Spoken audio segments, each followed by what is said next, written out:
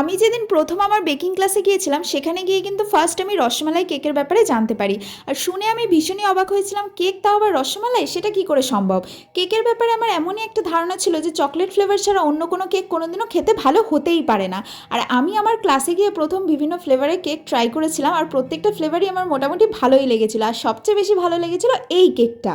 আজ অবধি যতদিন আমি কেক কিনে খেয়েছি কোনোদিনও আমার চকলেট ছাড়া অন্য কোনো ফ্লেভার কিনে খাওয়ার সাহসই হয়নি, কারণ আমি এটাই মনে করতাম যে খেতে নিশ্চয়ই বাজে হবে।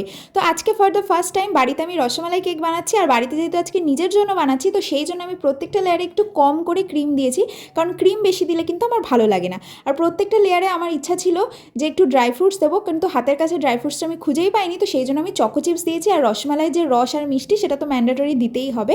আর এখানে কিন্তু আমি একটা ফাঁকিবাজি ডিজাইন করছি, যে এই ডিজাইনটা করলে তাড়াতাড়ি হয়ে যাবে, কারণ বাড়িতে অত ঝামেলা করতে আমার একটুও ভালো লাগছিল না।